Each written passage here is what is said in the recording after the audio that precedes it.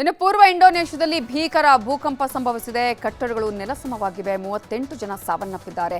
11 ಜನ ನಾಪತ್ತೆಯಾಗಿದ್ದಾರೆ. ಯಾವ ಕ್ಷಣದಲ್ಲಾದರೂ ಸುನಾಮಿ ಅಪ್ಪಳಿಸುವ ಸಾಧ್ಯತೆ ಇರೋದ್ರಿಂದ ಸಾವಿರಾರು ಜನ ಊರು ಬಿಡ್ತಿದ್ದಾರೆ. ಇಂಡೋನೇಷ್ಯಾದ ಫ್ಲೋರ್ಸ್ ಪ್ರದೇಶದಲ್ಲಿ ಬೆಳಗ್ಗೆ 5:58ಕ್ಕೆ ಭೂಕಂಪ ಸಂಭವಿಸಿದೆ. ರಿಕ್ಟರ್ ಮಾಪಕದಲ್ಲಿ 7.7 ತೀವ್ರತೆಯ ಪ್ರಬಲ ಭೂಕಂಪ ದಾಖಲಾಗಿದೆ.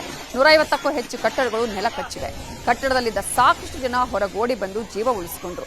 ಇನ್ನೂ ಕೆಲವರು ಕಟ್ಟಡದೊಳಗೆ ಸಿಲುಕಿ ಜೀವ ಬಿಟ್ಟಿದ್ದಾರೆ.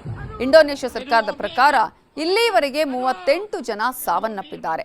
11 ಜನ ಕಣ್ಮರೆಯಾಗಿದ್ದಾರೆ. 2,000ಕ್ಕೂ ಹೆಚ್ಚು ಜನರಿಗೆ ಗಾಯಗಳಾಗಿದೆ. ಈಗಾಗಲೇ ಆಸ್ಪತ್ರೆಗಳಲ್ಲಿದ್ದ ರೋಗಿಗಳನ್ನು ಕೂಡ ಬೇರೆ ಬೇರೆ ಕಡೆಗೆ ಸ್ಥಳಾಂತರಿಸುವ ಕೆಲಸವನ್ನ ಮಾಡಲಾಗಿದೆ. ಎಲ್ಲಕ್ಕಿಂತ ಹೆಚ್ಚಾಗಿ ದ್ವೀಪ ರಾಷ್ಟ್ರ ಇಂಡೋನೇಷ್ಯಾಗೆ ಭೂಕಂಪದಿಂದ ಸುನಾಮಿ ಅಪ್ಪಳಿಸುವ ಆತಂಕವೂ ಕೂಡ ಇದೀಗ ಎದುರಾಗಿದೆ. ಇನ್ನು ಇಂಡೋನೇಷ್ಯಾದ ರಾಷ್ಟ್ರೀಯ ವಿಪತ್ತು ನಿರ್ವಹಣಾ ಸಂಸ್ಥೆ ಸುನಾಮಿ ಅಪ್ಪಳಿಸುವಂತಹ ಎಚ್ಚರಿಕೆಯನ್ನು ಕೂಡ ಕೊಟ್ಟಿದೆ. ಪೂರ್ವ ನುಸಾ ತೆಂಗಾರ ಭಾಗದಲ್ಲಿ ಸುನಾಮಿಯ ಭಯವೇ ಇದೀಗ ಶುರುವಾಗಿದೆ. ಹೀಗಾಗಿ ಸಾವಿರಾರು ಜನ ಗಂಟು ಮೂಟೆ ಕಟ್ಕೊಂಡು ಊರುಗಳನ್ನ ಬಿಡ್ತಾ ಇದ್ದಾರೆ. ಬೈಕು, ಸೈಕಲ್ಗಳು, ಕಾರುಗಳಲ್ಲಿ ತಮ್ಮ ತಮ್ಮ ಊರನ್ನ ಬಿಟ್ಟು ಹೋಗ್ತಿದ್ದಾರೆ. ಕೆಲವರಂತೂ ಕಾಲ್ನಡಿಗೆಯಲ್ಲೇ ಸುನಾಮಿ ಅಪ್ಪಳಿಸುವ ಏರಿಯಾಗಳನ್ನ ಬಿಟ್ಟು ಸುರಕ್ಷಿತ ಸ್ಥಳಗಳಿಗೆ ಹೋಗೋಣ ಅಂತ ಹೇಳಿ ಆ ಜಾಗವನ್ನ ಬಿಟ್ಟು ಹೋಗ್ತಿದ್ದಾರೆ. ಇಂಡೋನೇಷ್ಯಾದಲ್ಲಿ 17,000ಕ್ಕೂ ಹೆಚ್ಚು ದ್ವೀಪಗಳ ವಿಶಾಲ ದ್ವೀಪ ಸಮೂಹದ ದೇಶ.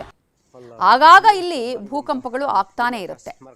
2004ರಲ್ಲಿ ಸಂಭವಿಸಿದಂತಹ ಭೂಕಂಪ ಮತ್ತು ಸುನಾಮಿಯಲ್ಲಿ ಸಾವಿರಾರು ಜನ ಸಾವನ್ನಪ್ಪಿದ್ರು. ಇದುವೇ ಆತಂಕ ಇದೀಗ ಈ ಭಾಗದ ಜನರನ್ನ ಕಾಡ್ತಾ ಇದೆ. ಊರುಗಳನ್ನ ಬಿಡುವ ಹಾಗೆ ಮಾಡ್ತಾ ಇದೆ. ಇನ್ಮುಂದೆ ಯಾವುದೇ ಖಾಸಗಿ ವಿಮಾ ಕಂಪನಿಗಳು ಬ್ಯಾಂಕ್ಗಳ ಹತ್ರ ನೀವು ಕಾರು, ಬೈಕು, ಇತರೆ ವಾಹನಗಳಿಗೆ ವಿಮೆ ಮಾಡಿಸಬೇಕಾಗಿಲ್ಲ. ಕರ್ನಾಟಕದಲ್ಲಿರುವ ಎಲ್ಲ ವಾಹನಗಳಿಗೂ ಶೀಘ್ರದಲ್ಲೇ ಒಂದೇ ಇನ್ಶೂರೆನ್ಸ್ ತರುವ ಯೋಜನೆಯನ್ನು ಕೂಡ ಸಿಎಂ ಘೋಷಣೆ ಮಾಡಿದ್ದಾರೆ. ಇವತ್ತು ನಾವು ಕರ್ನಾಟಕ ರಾಜ್ಯದ ಒಂದು ಹೊಸ ಕಾರ್ಯಕ್ರಮವನ್ನ ನಮ್ಮ ಜನರಿಗೆ ವಾಹನವನ್ನು ಯಾರ್ಯಾರು ಇಟ್ಕೊಂಡಿದ್ದೀರಿ ಅವ್ರಿಗೊಂದು ವಿಮೆಯನ್ನ ಕರ್ನಾಟಕ ರಾಜ್ಯದಲ್ಲಿ ಸರ್ಕಾರ ಸಂಬಂಧಿಸಿದಂತೆ ಒಂದು ಹೊಸ ವಿಮೆ ಸೇವೆಯನ್ನ ನೀಡಲು ಕರ್ನಾಟಕ ರಾಜ್ಯದ ಮೋಟಾರ್ ವಾಹನಗಳ ವಿಮೆ ಸಂಸ್ಥೆಯನ್ನ ಸ್ಥಾಪನೆ ಮಾಡಲು ಈಗಾಗಲೇ ಪ್ರಾರಂಭವನ್ನು ಮಾಡಿದ್ದೇವೆ. ಹಾಗಾದ್ರೆ ಏನಿದು ಇನ್ಶೂರೆನ್ಸ್ನ ಹೊಸ ಯೋಜನೆ ಅಂತ ನೋಡ್ತಾ ಹೋಗೋದಾದ್ರೆ, ಕರ್ನಾಟಕದ ಎಲ್ಲಾ ವಾಹನಗಳಿಗೂ ಒಂದೇ ವಿಮಾ ಕಂಪನಿಯಲ್ಲಿ ಇನ್ಶೂರೆನ್ಸ್ ಮಾಡಿಸಿಕೊಳ್ಳೋದು. ಅದಕ್ಕಾಗಿ ಕರ್ನಾಟಕ ಸರ್ಕಾರದಿಂದಲೇ ವಿಮಾ ಕಂಪನಿ ಸ್ಥಾಪನೆ ಆಗ್ತಾ ಇದೆ. ಕರ್ನಾಟಕ ರಾಜ್ಯ ಮೋಟಾರು ವಾಹನ ವಿಮಾ ನಿಗಮದ ಹೆಸರಲ್ಲಿ ಈ ವಿಮಾ ಸಂಸ್ಥೆ ಕೆಲಸ ನಿರ್ವಹಿಸಲಿದೆ. ಈಗ ಕಾರು, ಬೈಕು ಸೇರಿ ಎಲ್ಲಾ ತರದ ವಾಹನಗಳಿಗೆ ರಾಷ್ಟ್ರೀಯ, ಅಂತಾರಾಷ್ಟ್ರೀಯ ಖಾಸಗಿ ಬ್ಯಾಂಕ್ಗಳು ವಿಮಾ ಕಂಪನಿಗಳ ಹತ್ರ ವಿಮೆ ಮಾಡಿಸುವ ಹಾಗಿರಲ್ಲ. ಅವರಿಗಿಂತಲೂ ಕಡಿಮೆ ದರದಲ್ಲಿ ವಾಹನ ವಿಮೆ ಸೇವೆ ಸಿಗತ್ತೆ. ವಾಹನಗಳ ವಿಮೆ ಕಟ್ಟೋದಕ್ಕೆ ಖಾಸಗಿ ಕಂಪನಿಗಳ ಹತ್ರ ಆನ್ಲೈನ್ ಹತ್ತಲ್ಲಿ ಹೋಗಬೇಕಾಗಿಲ್ಲ. ಕಡಿಮೆ ವೆಚ್ಚದಲ್ಲೇ ರಾಜ್ಯ ಸರ್ಕಾರದ ನಿಗಮದಲ್ಲಿ ವಿಮೆ ಕಟ್ಟೋದಕ್ಕೆ ಸರ್ಕಾರ ಅವಕಾಶ ಮಾಡಿಕೊಡಲಿದೆ. ವಾಹನಗಳ ವಿಮೆಯ ಪ್ರೀಮಿಯಂ ಹೊರೆ ಕಡಿಮೆಯಾಗುತ್ತೆ. ವಿಳಂಬ ಮಾಡದೆ ಕ್ಲೈಮ್, ಅಪಘಾತ ಪರಿಹಾರ ಹಣ ವಿತರಣೆನೂ ಕೂಡ ಆಗತ್ತೆ ಅನ್ನೋದು ಸಿಎಂ ಡಿಕೆ ಶಿವಕುಮಾರ್ ಕೊಟ್ಟಿರೋ ಹೇಳಿಕೆ. ಅಷ್ಟೇ ಅಲ್ಲ, ಈ ಹೊಸ ವಿಮೆ ಯೋಜನೆ ಜಾರಿಗೆ ಕರ್ನಾಟಕದ ಜನರಿಗೂ ಅನುಕೂಲ. ನಮ್ಮ ತೆರಿಗೆ ದುಡ್ಡು ನಮ್ಮ ರಾಜ್ಯ ಸರ್ಕಾರದ ಬೊಕ್ಕಸದಲ್ಲೇ ಉಳಿಯುತ್ತೆ ಅನ್ನುವ ಲೆಕ್ಕಾಚಾರವೂ ಕೂಡ ಇದೆ. ಸೊ ಇದನ್ನ ಸರ್ಕಾರ ಯಾವ ರೀತಿಯಾಗಿ ಅನುಷ್ಠಾನಕ್ಕೆ ತರುತ್ತೆ, ಇದರ ಮೂಲಕ ಜನರಿಗೆ ಯಾವ ರೀತಿಯ ಪ್ರಯೋಜನ ಆಗತ್ತೆ ಅನ್ನೋದು ಮುಂದಿನ ದಿನಗಳಲ್ಲಿ ನೋಡಬೇಕು. RSSಗೆ ಕಡಿವಾಣ ಹಾಕೋಕೆ ರಾಜ್ಯ ಕಾಂಗ್ರೆಸ್ ಸರ್ಕಾರ ಮಹತ್ವದ ಮಸೂದೆಯನ್ನ ರೆಡಿ ಮಾಡಿದೆ. ಇನ್ನು ಮುಂದೆ ಸರ್ಕಾರಿ ಶಾಲಾ ಕಾಲೇಜುಗಳಲ್ಲಾಗ್ಲಿ, ಸರ್ಕಾರಿ ಕಚೇರಿಗಳಲ್ಲಾಗ್ಲಿ, ಸ್ಥಳಗಳಲ್ಲಾಗ್ಲಿ, ಸರ್ಕಾರಿ ಮೈದಾನಗಳೂ ಸೇರಿದಂತೆ ಎಲ್ಲೇ ಸಭೆ ಸಮಾರಂಭ ಮಾಡಿದ್ರೂ ಬ್ರೇಕ್ ಹಾಕೋದು ಈ ಮಸೂದೆಯ ಉದ್ದೇಶ. ಆದರೆ RSS ನೋಂದಣಿನೂ ಮಾಡ್ಕೊಳ್ಳಲ್ಲ ಅಂತ BL ಸಂತೋಷ್ ಅವರು ಸವಾಲು ಹಾಕಿದ್ರೆ ನಾವು ಕೈಕಟ್ಟಿ ಕೂರಲ್ಲ ಅಂತ ಗೃಹ ಸಚಿವ ಪ್ರಿಯಾಂಕ್ ಖರ್ಗೆ ತಿರುಗೇಟು ಕೊಟ್ಟಿದ್ದಾರೆ.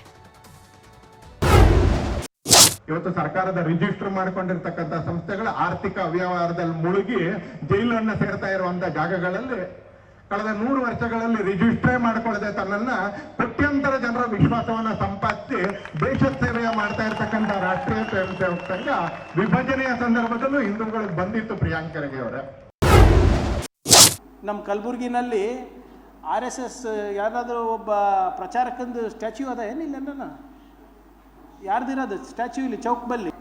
ಸರ್ದಾರ್ ವಲ್ಲಭಾಯಿ ಪಟೇಲ್ SVP ಚೌಕ್. ಯಾವನೊಬ್ಬ ಚಡ್ಡಿ ಹಾಕೊಂಡು ನಿಂತಿಲ್ಲ ಅಲ್ಲಿ RSSದು. ನಿಮ್ ರಿಜಿಸ್ಟ್ರೇಷನ್ ಜಗತ್ತಿಗೊಂದು ಮಾಪದಂಡ ಅಲ್ಲ. ನೀವು ರಿಜಿಸ್ಟ್ರೇಷನ್ ಮಾಡ್ಕೊಂಡು ಅವ್ರು ಅವ್ಯವಹಾರ ಮಾಡ್ತಾ ಇದಾರೆ. ಆದ್ರೆ ರಾಷ್ಟ್ರೀಯ ಸ್ವಯಂ ಸೇವಕ ಸಂಘ ಇಲ್ಲಿರ್ತಕ್ಕಂಥ ಸಾವಿರಾರು ಜನರ ರೀತಿಯಲ್ಲಿ ಕೋಟ್ಯಾಂತರ ಜನರ ನಂಬಿಕೆಯ ಜೊತೆಗೆ ಇವತ್ತು ಕೆಲಸ ಮಾಡ್ತಾ ಇದ್ದಾರೆ. ಸಾರ್ವಜನಿಕ ಜಾಗಗಳಲ್ಲಿ ಯಾರು ಏನು ಮಾಡಬೇಕು ಅಂತ ನಿಯಂತ್ರಣ ಮಾಡೋದು ಜವಾಬ್ದಾರಿ ಯಾರ್ದು? APMC ಅವ್ರದ? ಮಹಿಳಾ ಮತ್ತು ಮಕ್ಕಳ ಕಲ್ಯಾಣ ಇಲಾಖೆದ? ಯಾರ್ದು? ಹಿಂದೂಗಳಿಗೆ ಧೈರ್ಯಕ್ಕೆ ಅಂತ ನಿಂತ್ಕೊಂಡಿತ್ತು ಅಂತಾರೆ. ಆಗ ಪೊಲೀಸರು ಸಹಾಯಕ್ಕೆ ಬರಲಿಲ್ಲ, ರಾಜಕೀಯದವರು ಸಹಾಯಕ್ಕೆ ಬರಲಿಲ್ಲ. ಸಣ್ಣ ಸಣ್ಣ ಹುಡುಗರು RSS ಕಾರ್ಯಕರ್ತರು, ಸಣ್ಣ ಕಾರ್ಯಕರ್ತ ತಾವು ಎಲ್ಲೆಲ್ಲಿದೀವೋ ಅಲ್ಲೆಲ್ಲ ಹಿಂದೂಗಳನ್ನ ರಕ್ಷಣೆ ಮಾಡಿದ್ರು. ಹಿಂದೂಗಳನ್ನ ಅತ್ಯಂತ ಜೋಪಾನವಾಗಿ ಎಲ್ಲಿ ಬದುಕ್ಬೋದ ಆ ಜಾಗದಕ್ಕೆ ಕರ್ಕೊಂಡ್ ಬಂದ್ರು ಅಂತಲೇ ಅಂದ. ಅವಾಗ್ಲೂ ಸಂಘ ರಿಜಿಸ್ಟರ್ ಆಗಿರ್ಲಿಲ್ಲ, ಇವಾಗ್ಲೂ ಸಂಘ ರಿಜಿಸ್ಟರ್ ಆಗೋದಿಲ್ಲ. BAN ಬ್ಯಾನ್ ಅಥವಾ ನಿಷೇಧ ಅಂತ ಎಲ್ಲಾನ ಇದೆಯಾ ಅಲ್ಲಿ? ಯಾಕೆ ಇವರು ಕುಂಬಳಕಾಯಿ ಕಳ್ಳ ಅಂದರೆ ಹೆಗಲು ಮುಟ್ಕೊಂಡು ನೋಡ್ತಾ ಇದ್ದಾರೆ? ಸುಪ್ರೀಂ ಕೋರ್ಟ್ನಲ್ಲಿ ಕೆಲವು ಆದೇಶ ಇದೆ, ಹೈಕೋರ್ಟ್ ಅವರು ಕೆಲವು ಆದೇಶ ನೀಡಿದ್ದಾರೆ, ಅದನ್ನು ಪಾಲನೆ ಮಾಡ್ತಾ ಇದ್ದೀನಿ ಅಷ್ಟೇ. ಫೋಬಿಯಾ ಅಂದರೆ ಹೆದರಿಕೆ. ನನಗೆ ಹೆದರಿಕೆ ಇದೆ ಅನಿಸುತ್ತಾ? ಈ ವಿಚಾರಕ್ಕೆ ಸಂಬಂಧಪಟ್ಟ ಹಾಗೆ ಕೂಡ ಅಧಿವೇಶನದಲ್ಲಿ ನಾವು ಬಿಲ್ ಆಗದ ಹಾಗೆ ನೋಡ್ಕೊಳ್ತೀವಿ ಅಂತ ಹೇಳಿ ಬಿಜೆಪಿ ಹೇಳ್ತಾ ಇದೆ. ನೋಡೋಣ ಏನೇನು ಆಗುತ್ತೆ ಈ ವಿಚಾರಕ್ಕೆ ಸಂಬಂಧಪಟ್ಟ ಹಾಗೆ ಅಂತ ಹೇಳಿ. ಇನ್ನು ತಮಿಳುನಾಡಿಗೆ CWME ಆದೇಶದಂತೆ ನೀರು ಸರಾಗವಾಗಿ ಹರಿದು ಹೋಗ್ತಾ ಇದೆಯಂತೆ. ರಾತ್ರೋರಾತ್ರಿ ಸರ್ಕಾರ ತಮಿಳುನಾಡಿಗೆ ನೀರು ಹರಿಸ್ತಿದೆಯಂತೆ. ಅದಕ್ಕೆ ಸಿಟ್ಟಿಗೆದ್ದ ರೈತರು ಮಂಡ್ಯದಲ್ಲಿ ಹೋರಾಟವನ್ನ ತೀವ್ರಗೊಳಿಸಿದ್ದಾರೆ. ಸರ್ಕಾರ ಕದ್ದು ಮುಚ್ಚಿ ತಮಿಳುನಾಡಿಗೆ ನೀರು ಬಿಟ್ಟಿದೆ ಅಂತ ಆರೋಪಿಸಿ ಮಂಡ್ಯದಲ್ಲಿ ರೈತರು ತೀವ್ರ ಆಕ್ರೋಶವನ್ನು ವ್ಯಕ್ತಪಡಿಸಿದ್ದಾರೆ. ಶ್ರೀರಂಗಪಟ್ಟಣದಲ್ಲಿ ಕಾವೇರಿ ನದಿಗೆ ಇಳಿದು ರೈತರು ಪ್ರತಿಭಟನೆ ಮಾಡಿದ್ದಾರೆ. ಮತ್ತೊಂದು ಕಡೆ ಮಂಡ್ಯ ರಕ್ಷಣಾ ವೇದಿಕೆಯಿಂದ ರಾಜ್ಯ ಸರ್ಕಾರಕ್ಕೆ ಎಳ್ಳು ನೀರು ಬಿಟ್ಟು ಪ್ರತಿಭಟನೆ ಮಾಡಲಾಗಿದೆ. ಆದರೆ ಕಬಿನಿ ಭರ್ತಿಯಾಗಿರೋದ್ರಿಂದ ಹೆಚ್ಚುವರಿ ನೀರನ್ನ ಬಿಡ್ತಾ ಇದ್ದೀವಿ, KRSನಿಂದ ನೀರು ಬಿಟ್ಟಿಲ್ಲ ಅನ್ನೋದು ಜಲಸಂಪನ್ಮೂಲ ಸಚಿವರಾಗಿರುವ ಚೆಲುವರಾಯಸ್ವಾಮಿ ಅವರ ಹೇಳಿಕೆ. ಕಟ್ಟೆಗಳಿಗೆ ನೀರು ಹೋಗ್ತಾ ಇದೆ, ಅದನ್ನು ಯಾರೋ ತಪ್ಪು ಕಲ್ಪನೆ ಆಗಿರ್ಬೋದಾಯಿತು. ನಮ್ಮ KRS ಪಕ್ಕದಲ್ಲಿರ್ತಕ್ಕಂಥ ಅಣೆಕಟ್ಟೆಗಳಿದಾವಲ್ಲ, ಅದಕ್ಕೆ ಒಂದಷ್ಟು ಹೋಗ್ತಾ ಇದೆ, ಕಾಲುವೆಗೆ ಹೋಗ್ತಾ ಇದೆ.